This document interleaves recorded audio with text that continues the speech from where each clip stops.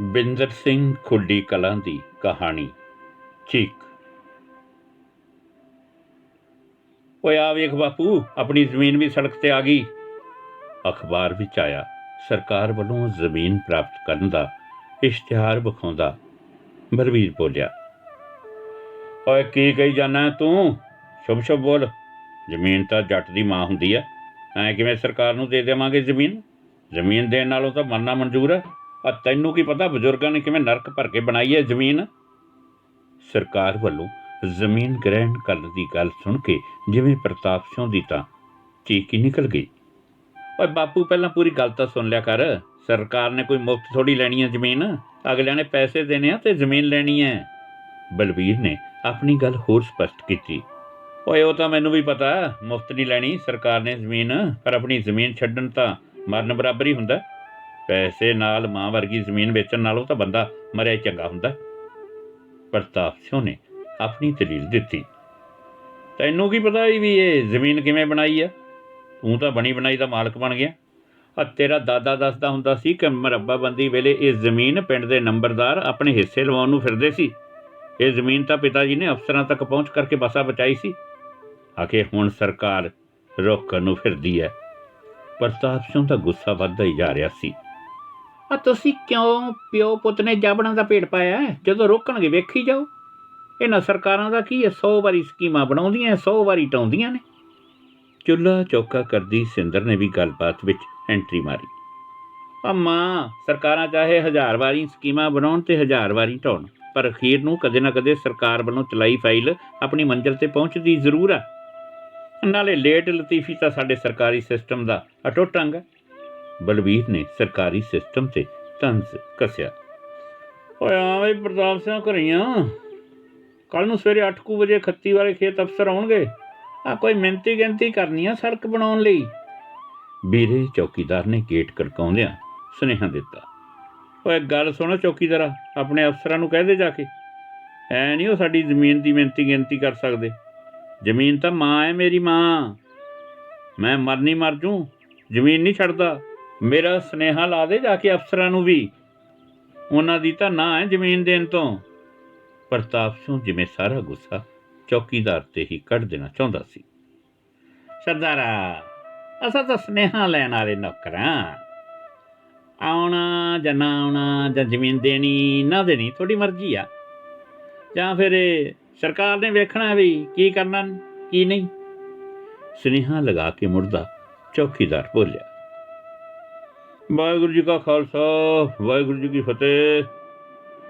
ਸਮੂਹ ਨਗਰ ਨਿਵਾਸੀਆਂ ਨੂੰ ਬੇਨਤੀ ਆ, ਆਪਣੇ ਪਿੰਡ ਵਿੱਚੋਂ ਦੀ ਕੱਢੀ ਜਾ ਰਹੀ ਨਵੀਂ ਸੜਕ ਵਾਸਤੇ ਧੱਕੇ ਨਾਲ ਜ਼ਮੀਨਾਂ ਲੈਣ ਦਾ ਵਿਰੋਧ ਕਰਨ ਵਾਸਤੇ ਧਰਮਸ਼ਾਲਾ 'ਚ ਇਕੱਠ ਰੱਖਿਆ ਗਿਆ ਹੈ। ਜਿਹੜੇ ਘਰਾਂ ਦੀ ਜ਼ਮੀਨ ਆਉਂਦੀ ਆ ਉਹਨਾਂ ਸਭ ਨੂੰ ਬੇਨਤੀ ਆ, ਅੱਜ ਹੀ 10 ਵਜੇ ਧਰਮਸ਼ਾਲਾ ਵਿੱਚ ਪਹੁੰਚੋ। ਗੁਰਦੁਆਰੇ ਦੇ ਗ੍ਰੰਥੀ ਵੱਲੋਂ ਕੀਤੀ ਬੇਨਤੀ ਸੁਣਦਿਆਂ ਪ੍ਰਤਾਪ ਸਿੰਘ ਨੇ ਧਰਮਸ਼ਾਲਾ ਵੱਲ ਚਾਲੇ ਪਾ ਦਿੱਤੇ। ਉਹ ਕਿਵੇਂ ਪ੍ਰਤਾਪਿਆ, ਹੁਣ ਤਾਂ ਫਿਰ ਜ਼ਮੀਨ ਸੜਕ ਤੇ ਆ ਲੱਗੂ। ਪਤੰਦਰਾ ਐਵੇਂ ਲੋਕਾਂ ਨਾਲ ਰਾਹ ਪਿੱਛੇ ਲੜਦਾ ਫਿਰਦਾ ਸੀ। ਸੱਥ ਵਿੱਚੋਂ ਲੰਘਦੇ ਪ੍ਰਤਾਪ ਸਿੰਘ ਨੂੰ ਉੱਥੇ ਬੈਠੇ ਬੰਦਿਆਂ ਨੇ ਮਿੱਠੀ ਮਸਕਰੀ ਕੀਤੀ। ਕੋਈ ਨਹੀਂ, ਸਰਕਾਰਾਂ ਤਾਂ ਦਵੱਲੀਆਂ ਆਉਂਦੀਆਂ ਨੇ, ਸਾਨੂੰ ਫਿਕਰ ਨਾ ਕਰੀ, ਐ ਨਹੀਂ ਜ਼ਮੀਨ ਦੇਣ ਵਾਲੇ ਅਸੀਂ। ਪ੍ਰਤਾਪ ਸਿੰਘ ਨੇ ਠੋਕਵਾਂ ਜਵਾਬ ਦਿੱਤਾ। ਤਾਇਆ, ਅੱਜ ਤਾਂ ਤੁਹਾਡੇ ਨਾਲ ਹੀ ਆ। ਸਰਕਾਰਾਂ ਦਾ ਕੀ ਹੈ, ਅੱਜ ਸੜਕ ਬਣਾਉਣ ਲਈ ਤੁਹਾਡੀ ਜ਼ਮੀਨ ਖੋਹਦੀਆਂ ਨੇ, ਕੱਲ੍ਹ ਨੂੰ ਕਿਸੇ ਹੋਰ ਕੰਮ ਲਈ ਸਾਡੀ ਖੋਹਣ ਦਾ ਐਲਾਨ ਕਰ ਦੇਣਗੀਆਂ। ਪ੍ਰਤਾਪ ਸਿੰਘ ਦੇ ਨਾਲ ਹੀ ਧਰਮਸ਼ਾਲਾ ਵੱਲ ਤੁਰਦਾ ਭਿੰਦਾ ਮਾਸਟਰ ਬੋਲਿਆ। ਉਹ ਭਤੀਜ, ਗੱਲ ਤਾਂ ਤੇਰੀ ਸਮਝਦੀ ਆ। ਇਹਨਾਂ ਲੋਕਾਂ ਨੂੰ ਇਹ ਨਹੀਂ ਪਤਾ ਵੀ ਇਹਨਾਂ ਸਰਕਾਰਾਂ ਦੀ ਮਨਸਾ ਕੀ ਆ। ਭਾਈਆਂ ਨੂੰ ਆਪਸ ਵਿੱਚ ਲਾ ਕੇ ਇਹਨਾਂ ਆਪਣੇ ਮਕਸਦ ਪੂਰੇ ਕਰਨੇ ਹੁੰਦੇ ਆ। ਪੰਜਾਬ ਦੀ ਉਪਜਾਊ ਜ਼ਮੀਨ ਸੜਕਾਂ ਤੇ ਫੈਕਟਰੀਆਂ 'ਚ ਰੋਕ ਕੇ ਪੰਜਾਬ ਦੇ ਕਿਸਾਨਾਂ ਨੂੰ ਮਾਲਕ ਤੋਂ ਦਿਹਾੜੀਦਾਰ ਬਣਾਉਣਾ ਚਾਹੁੰਦੀਆਂ ਨੇ ਇਹ ਸਰਕਾਰਾਂ। ਤਾਇਆ, ਅਸਲ 'ਚ ਜਿਹਦੇ ਪੈਂਦੇ ਆ ਨਾ ਉਸੇ ਨੂੰ ਪਤਾ ਹੁੰਦਾ ਹੈ, ਬਾਕੀ ਤਾਂ ਸਭ ਸਵਾਦ ਲੈਂਦੇ ਨੇ। ਦੂਜੇ ਤੇ ਪਈ ਵੇਲੇ ਇਹ ਭੁੱਲ ਜਾਂਦੇ ਨੇ ਵੀ ਕਦੇ ਸਾਡੇ ਤੇ ਵੀ ਪਊਏ। ਭਲਾਂ ਦੀ ਸਰਕਾਰਾਂ ਵੀ ਕਿਸੇ ਦੀਆਂ ਸਕੀਆਂ ਹੋਈਆਂ। ਗੱਲਬਾਤ ਕਰਦੇ ਪ੍ਰਤਾਪ ਸਿੰਘ ਤੇ ਮਾਸਟਰ ਧਰਮਸ਼ਾਲਾ ਵਿੱਚ ਪਹੁੰਚ ਗਏ। ਆ ਜਾਣ ਦਿਓ ਸਾਰਿਆਂ ਨੂੰ, ਆਪਣੇ ਪਿੰਡ ਦੀ ਜ਼ਮੀਨ ਸਾਰੇ ਪਿੰਡ ਤੋਂ ਵੱਧ ਰੋਕੀ ਜਾ ਰਹੀ ਹੈ। ਮਾਲ ਮਹਿਕਮੇ ਵਾਲੇ ਦੱਸਦੇ ਸੀ ਵੀ ਤਕਰੀਬਨ 100 ਘਰਾਂ ਦੀ 250 ਏਕੜ ਜ਼ਮੀਨ ਸੜਕ 'ਚ ਆ ਰਹੀ ਹੈ। ਕਿਸੇ ਦੀ ਘੱਟ ਤੇ ਕਿਸੇ ਦੀ ਵੱਧ। ਧਰਮਸ਼ਾਲਾ 'ਚ ਪਹਿਲਾਂ ਹੀ ਖੜਾ ਨਿਰਭੈ ਨੰਬਰਦਾਰ ਬੋਲਿਆ, ਵੇਖੋ ਬਈ ਭਰਾਵੋ, ਪਹਿਲੀ ਗੱਲ ਤਾਂ ਇਸ ਨਵੀਂ ਸੜਕ ਦੀ ਜ਼ਰੂਰਤ ਹੀ ਕੋਈ ਨਹੀਂ। ਇਹ ਤਾਂ ਸਿਰਫ ਤੇ ਸਿਰਫ ਸਾਡਾ ਉਜਾੜਾ ਕਰਨ ਦੀ ਸਕੀਮ ਆ ਸਰਕਾਰ ਦੀ। ਨਾਲੇ ਹੋਰ ਸੁਣ ਲਓ, ਨਵੀਂ ਗੱਲ ਤੁਹਾਨੂੰ ਦੱਸਾਂ। ਸੁਣਨ 'ਚ ਆਇਆ ਵੀ ਇਹ ਸੜਕ ਦਾ ਬਾਨੀ ਵੀ 7-7 ਫੁੱਟ ਉੱਚੀ ਹੈ। ਆਪਣੇ ਵਰਗਿਆਂ ਨੂੰ ਤਾਂ ਇਸ 'ਤੇ ਚੜ੍ਹਨ ਦੀ ਵੀ ਇਜਾਜ਼ਤ ਨਹੀਂ ਹੋਣੀ। ਇਹਦੇ 'ਤੇ ਚੜ੍ਹ ਕੇ ਕਰੇਗਾ ਕੀ ਭਰਾਵਾ? 100 ਕਿਲੋਮੀਟਰ 'ਤੇ ਰਸਤਾ ਮਿਲਣਾ ਇਸ ਸੜਕ 'ਤੇ। ਇੱਕ ਵਾਰੀ ਸੜਕ 'ਤੇ ਚੜ੍ਹਿਆ ਬੰਦਾ 100 ਕਿਲੋਮੀਟਰ 'ਤੇ ਜਾ ਕੇ ਉਤਰੂ। ਓ ਯਾਰ, ਇਹ ਸੜਕ ਮੇਰੇ ਤੇਰੇ ਵਰਗਿਆਂ ਲਈ ਕਾਹਨੂੰ ਆ? ਇਹ ਤਾਂ ਕਾਰਪੋਰੇਟ ਘਰਾਣਿਆਂ ਦੀਆਂ ਯਾਰੀਆਂ ਪੂਰਦੀ ਆ ਸਰਕਾਰ। ਉਹਨਾਂ ਦੇ ਟਰਾਲੇ ਚਲਾਉਣੇ ਨੇ ਇਸ ਸੜਕ 'ਤੇ। ਇਕੱਠੇ ਹੋਏ ਜ਼ਮੀਨ ਮਾਲਕਾਂ ਵੱਲੋਂ ਆਪਣੀ ਆਪਣੀ ਸਮਝ ਅਨੁਸਾਰ ਬਹਿਸ ਵਿੱਚ ਹਿੱਸਾ ਲਿਆ ਜਾ ਰਿਹਾ ਸੀ। ਉਹ ਚਲੋ ਯਾਰ, ਕੁਝ ਵੀ ਹੋਵੇ, ਪਰ ਇੱਕ ਗੱਲ ਤਾਂ ਪੱਕੀ ਆ ਵੀ ਆਪਣੀ ਜ਼ਮੀਨ ਸਰਕਾਰ ਨੇ ਰੋਕਣੀ ਆ। ਆਪਣਾ ਮੁੱਦਾ ਤਾਂ ਇਹ ਵੀ ਆ ਵੀ ਆਪਾਂ ਕਰਨਾ ਕਿਵੇਂ ਆ, ਜ਼ਮੀਨ ਦੇਣੀ ਆ ਜਾਂ ਫਿਰ ਸੰਘਰਸ਼ ਕਰਕੇ ਜ਼ਮੀਨ ਬਚਾਉਣੀ। ਬਹਿਸ ਨੂੰ ਸਮੇਟਦਾ ਮੀਤਾ ਬੋਲਿਆ, ਉਹ ਮੀਤਿਆ ਯਾਰ, ਤੂੰ ਵੀ ਕਮਾਲ ਕਰੀ ਜਾਂਦਾ। ਜ਼ਮੀਨ ਭਲਾ ਕਿਵੇਂ ਦੇ ਦੇਵਾਂਗੇ ਆਪਾਂ? ਉਹ ਵੇਖੋ ਭਰਾਵੋ, ਮੈਂ ਤਾਂ ਜ਼ਮੀਨ ਕਿਸੇ ਨੂੰ ਦੇ ਨਹੀਂ ਸਕਦਾ। ਜਿੱਦਣ ਦਾ ਚੌਕੀਦਾਰ ਸੁਨੇਹਾ ਲਾ ਕੇ ਗਿਆ, ਮਿੰਤੀ ਗਿਣਤੀ ਦਾ ਆਪਣੀ ਤਾਂ ਰੋਟੀ ਛੁੱਟੀ ਪਈ ਆ। ਆਪਾਂ ਨੂੰ ਤਾਂ ਮਰਨਾ ਮਨਜ਼ੂਰ ਆ, ਪਰ ਜ਼ਮੀਨ ਨਹੀਂ ਦੇਣੀ ਸਰਕਾਰ ਨੂੰ ਕਿਸੇ ਵੀ ਕੀਮਤ 'ਤੇ। ਸਰ, ਜ਼ਮੀਨ ਦੀ ਮਿਹਨਤੀ ਤਾਂ ਅੱਗੇ ਪਾਉਣੀ ਪਊ ਆਪਾਂ ਨੂੰ। ਜ਼ਮੀਨਾਂ ਦੇ ਮਾਲਕ ਜ਼ਮੀਨ ਨਹੀਂ ਦੇਣੀ ਚਾਹੁੰਦੇ। ਉਹਨਾਂ ਨੇ ਮਿਹਨਤੀ ਦੌਰਾਨ ਸੰਘਰਸ਼ ਦਾ ਐਲਾਨ ਕਰ ਦਿੱਤਾ। ਅੱਜ ਪਿੰਡ 'ਚ ਇਕੱਠ ਕਰਕੇ ਮਾਲ ਵਿਭਾਗ ਦੇ ਅਧਿਕਾਰੀ ਨੇ ਜ਼ਮੀਨ ਗ੍ਰਹਿਣ ਅਧਿਕਾਰੀ ਨੂੰ ਫੋਨ ਕੀਤਾ। ਕੋਈ ਗੱਲ ਨਹੀਂ, ਤੁਸੀਂ ਕੁਝ ਦਿਨਾਂ ਲਈ ਮਿਹਨਤੀ ਦਾ ਪ੍ਰੋਗਰਾਮ ਰੋਕ ਦਿਓ। ਜ਼ਮੀਨ ਮਾਲਕਾਂ ਨਾਲ ਲਗਾਤਾਰ ਸੰਪਰਕ 'ਚ ਰਹੋ। ਸੰਖੇਪ ਜਵਾਬ ਦਿੰਦਿਆਂ ਜ਼ਮੀਨ ਗ੍ਰਹਿਣ ਅਧਿਕਾਰੀ ਨੇ ਫੋਨ ਕੱਟ ਦਿੱਤਾ। ਪ੍ਰਤਾਪ ਸਿੰਘ, ਅਫਸਰਾਂ ਨੇ ਗੱਲ ਕਰਨੀ ਆ ਤੁਹਾਡੇ ਨਾਲ ਕੋਈ। ਚੌਕੀਦਾਰ ਨੇ ਗੇਟ ਖੜਕਾਇਆ। ਹਾਂ ਦੱਸੋ ਜੀ, ਕੀ ਗੱਲ ਕਰਨੀ ਆ? ਜੇਕਰ ਗੱਲ ਜ਼ਮੀਨ ਬਾਰੇ ਕਰਨੀ ਆ ਤਾਂ ਮੇਰੀ ਨਾਂ ਹੈ। ਹੋਰ ਚਾਹ ਪਾਣੀ ਦੀ ਸੇਵਾ ਦੱਸੋ। ਗੇਟ ਤੋਂ ਹੀ ਅਫਸਰਾਂ ਦੀ ਵਾਪਸੀ ਕਰਦਾ ਪ੍ਰਤਾਪ ਸਿੰਘ ਬੋਲਿਆ। ਆਪਸ ਵਿੱਚ ਕੁਸਰ ਮੁਸਰ ਕਰਕੇ ਚੌਕੀਦਾਰ ਨਾਲ ਆਏ ਅਧਿਕਾਰੀ ਨੇ ਵੀ ਵਾਪਸੀ ਕਰਨੀ ਹੀ ਬਿਹਤਰ ਸਮਝੀ।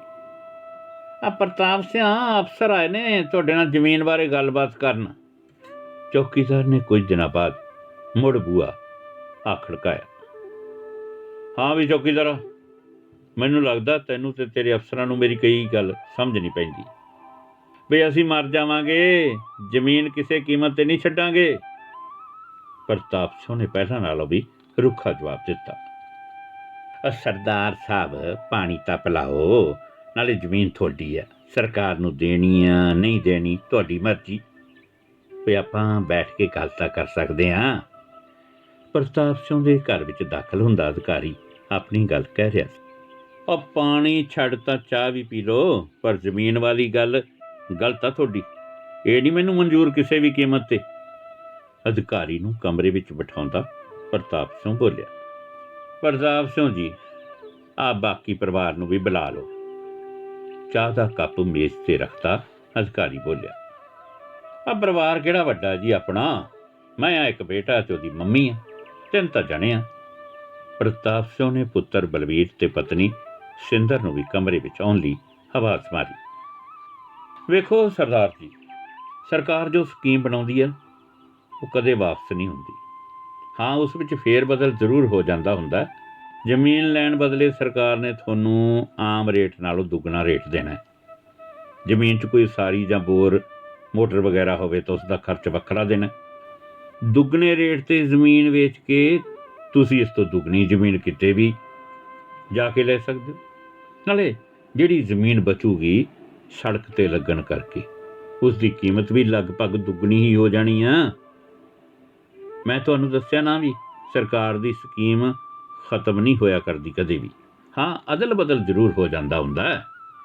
ਜੇਕਰ ਤੁਸੀਂ ਨਾ 'ਤੇ ਅੜੇ ਰਹੇ ਤਾਂ ਅਸੀਂ ਦੁੱਗਣੀ ਤੋਂ ਵੀ ਜ਼ਿਆਦਾ ਕੀਮਤ 'ਤੇ ਜ਼ਮੀਨ ਗ੍ਰਹਿਣ ਕਰਨ ਲਈ ਸੜਕ ਤੁਹਾਡੀ ਜ਼ਮੀਨ ਦੀ ਬਜਾਏ ਕਿਸੇ ਹੋਰ ਦੀ ਜ਼ਮੀਨ ਵਿੱਚ ਦੀ ਕਰ ਦਿਆਂਗੇ।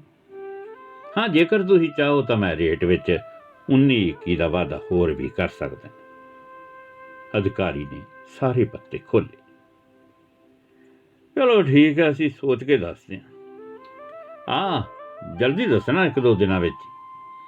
ਜ਼ਮੀਨ ਗ੍ਰਹਿਣ ਅਧਿਕਾਰੀ ਤੋਂ ਬਾਅਦ ਇੱਕ ਸਾਰੀ ਜ਼ਮੀਨ ਮਾਲਕਾਂ ਦੇ ਘਰ ਜਾ ਕੇ ਚਲੋ ਜੀ ਠੀਕ ਆ, ਸੋਚ ਕੇ ਦੱਸਦਿਆਂ ਦਾ ਸਕਾਰਾਤਮਕ ਵਾਅਦਾ ਲੈਂਦਾ ਆਪਣੀ ਮੰਜ਼ਿਲ ਵੱਲ ਬਾਖੂਬੀ ਵੱਧਦਾ ਗਿਆ। ਹਾਂ ਵੀ ਪ੍ਰਤਾਪ ਸਿਆ, ਅਫਸਰਾਂ ਦਾ ਸੁਨੇਹਾ ਆਇਆ ਸੀ, ਕਹਿੰਦੇ ਪਤਾ ਕਰੋ ਕੀ ਵਿਚਾਰ ਹੈ ਤੁਹਾਡਾ। ਚੌਕੀਦਾਰ ਨੇ ਤੀਜੇ ਦਿਨ ਫੇਰ ਬੂਹਾ ਖੜਕਾਇਆ। ਉਹ ਚੌਕੀਦਾਰਾ, ਅੰਦਰ ਹੀ ਆ ਜਾ ਯਾਰ, ਤੂੰ ਕਿਹੜਾ ਬਗਾਨਾ ਸਾਨੂੰ। ਪ੍ਰਤਾਪ ਸਿੰਘ ਨੇ ਚੌਕੀਦਾਰ ਨੂੰ ਕਮਰੇ ਵਿੱਚ ਬਿਠਾ ਪੁੱਤਰ ਤੇ ਪਤਨੀ ਨੂੰ ਵੀ ਆਵਾਜ਼ ਮਾਰ ਲਈ। ਹਾਂ ਵੀ ਦੱਸੋ ਫਿਰ ਕਿਵੇਂ ਕਰੀਏ। ਚੌਕੀਦਾਰ ਤਾਂ ਆਪਣੀ ਹਾਂ ਜਾਂ ਨਾ ਪੁੱਛਣ ਆਇਆ, ਅਫਸਰਾਂ ਦਾ ਭੇਜਿਆ।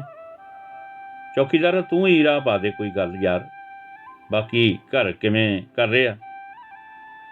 ਪ੍ਰਤਾਪ ਸਿਆ, ਇੰਨਾ ਮੁੱਲ ਭਲਾ ਕੌਣ ਛੱਡਦਾ ਹੈ, ਬਾਕੀ ਤੂੰ ਸਿਆਣਾ ਹੈ, ਮੈਥੋਂ ਹੁਣ ਸਾਰਾ ਕੁਝ ਤਾਂ ਨਹੀਂ ਕਾਏਗਾ।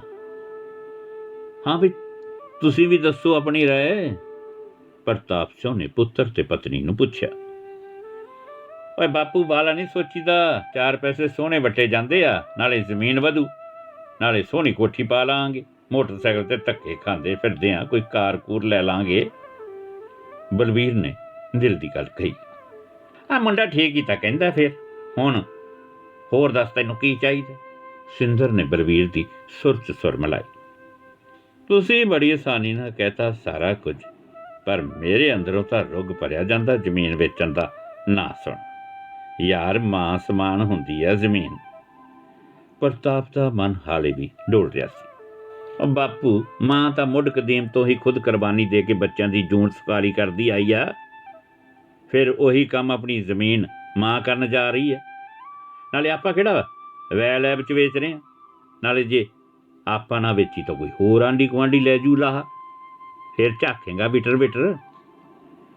ਚਲੋ ਫਿਰ ਤੁਹਾਡੀ ਮਰਜ਼ੀ ਹੈ, ਕਹਿ ਪ੍ਰਤਾਪ ਸਿੰਘ ਨੇ ਜ਼ਮੀਨ ਦੇਣ ਦੀ ਸਹਿਮਤੀ ਪਰ ਚੌਕੀਦਾਰ ਨੂੰ ਤੋਰ ਦਿੱਤਾ।